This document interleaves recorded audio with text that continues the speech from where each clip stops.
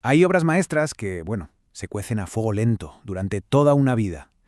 Y luego están las otras, las que explotan de repente en un arrebato de pura genialidad. Hoy vamos a meternos de lleno en una de esas. La historia, casi increíble, de cómo Robert Schumann fue capaz de componer una pieza inmortal en lo que dura un fin de semana. Sí, solo 3 días. Es que parece mentira. Estamos en febrero de 1849 y en un arranque de creatividad, yo diría que casi sobrehumano, Robert Schumann compone sus famosísimas Fantasiestücke, las piezas de fantasía. Pensemos un segundo en esto. 72 horas, nada más. 72 horas para meter todo un universo de emociones en una partitura. Y claro, aquí es donde nos asalta la pregunta clave, la que lo cambia todo. ¿Cómo es posible? ¿Qué tipo de mente, qué tipo de persona es capaz de concentrar toda una vida de sentimientos en solo 3 días?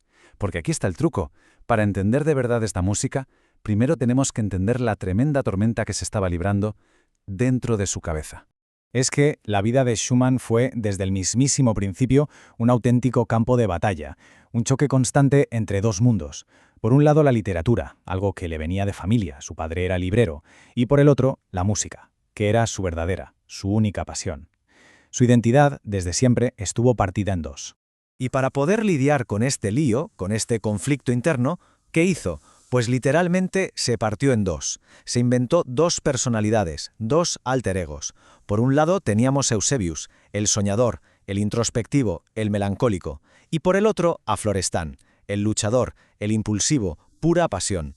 Y esta guerra entre ellos dos se convirtió, pero de forma literal, en la banda sonora de su vida. Y es que su ambición era una cosa de locos. No quería ser bueno, no, quería ser el mejor concertista de piano de toda Europa. Se metió a estudiar con el famosísimo Friedrich Wieck y se obsesionó con la idea de convertirse en un virtuoso, en el mejor pianista de su tiempo. Pero claro, esa ambición se fue de las manos, se convirtió en una obsesión, y esa obsesión le llevó a tomar medidas, bastante extremas.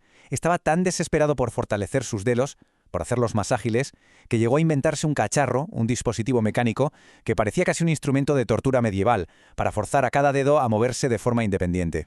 Y el resultado fue una auténtica catástrofe, un desastre total. El invento le destrozó la mano. Le provocó una lesión permanente que acabó de un plumazo y para siempre con su sueño de ser pianista. Una tragedia que, aunque parezca mentira, fue lo que le abrió la puerta a su verdadero genio. Claro, con su carrera como intérprete hecha añicos, ¿qué le quedaba? Pues no le quedó más remedio que reinventarse, que convertirse en un innovador.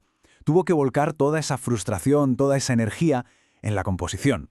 Y al hacerlo, creó algo totalmente nuevo, un lenguaje musical que rompía todas las reglas para hablar directamente desde el alma.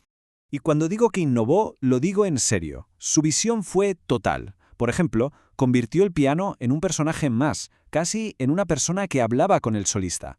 Se inventó los ciclos de piezas, que eran como novelas musicales para contar historias psicológicas complejas, y hasta fundó una revista que revolucionó la crítica musical, usando su plataforma para descubrir y defender a los nuevos genios.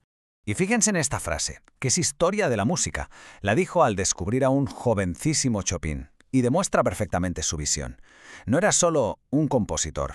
Era un cazatalentos, un visionario, que supo ver el genio en los demás y lo defendió a capa y espada. Y ahora llegamos a la pieza final del puzzle, porque el instrumento que Schumann eligió para sus Fantasiestücke, el clarinete, no era el clarinete que podríamos imaginar. No. Era un instrumento que justo en ese momento acababa de vivir su propia revolución tecnológica. Pensemos que durante todo el siglo XIX el clarinete no paró de cambiar. Inventores como Iwan Müller le fueron añadiendo llaves, haciéndolo mucho más ágil, más versátil. Podía producir unos colores y unos sonidos que antes eran impensables. Vamos, que se había convertido en la herramienta perfecta para expresar toda la pasión del romanticismo. Y claro, hacía falta alguien que supiera domar a esa bestia nueva. Y ese fue este hombre, Johann Gottlieb Kott, un virtuoso increíble que trabajó codo con Schumann. Probó la pieza con él, usando un clarinete súper moderno para la época, de 11 llaves, y le ayudó a encontrar exactamente el sonido que el compositor tenía metido en la cabeza. O sea que, resumiendo, ya tenemos al hombre y su tormenta interior, y tenemos el instrumento perfecto para que esa tormenta salga a la luz.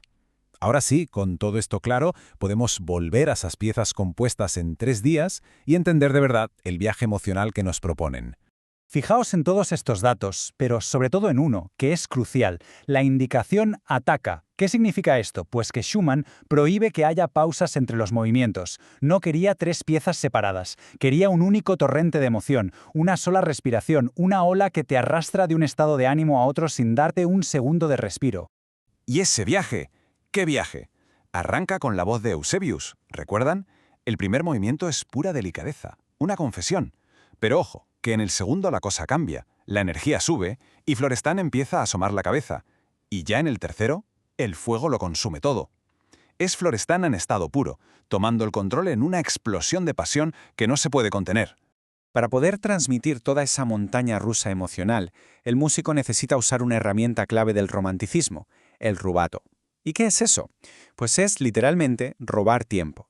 Jugar con el ritmo, acelerar un poco aquí, frenar un poco allá, dejar que la emoción mande, no el metrónomo.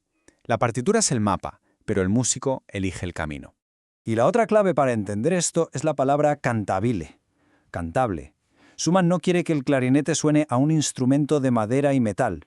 Exige que suene como una voz humana, que cante, que susurre, que llore, que casi se rompa de la emoción, como si el instrumento tuviera una garganta y un corazón.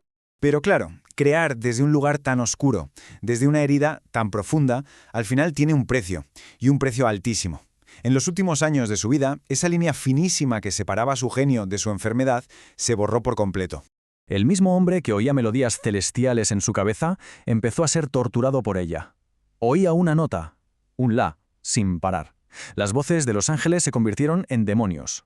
Las alucinaciones se hicieron insoportables hasta que, en 1854, intentó quitarse la vida tirándose al río Rin. Sus 2 últimos años los pasó internado en un sanatorio. Y quizá esta idea lo resume absolutamente todo. La música de Schumann no va de buscar el equilibrio ni la perfección de la forma. No, su música es otra cosa. Es el sonido de un alma desnuda, al descubierto, con todas sus luces y, sobre todo, con todas sus sombras. Lo que nos deja con una última reflexión.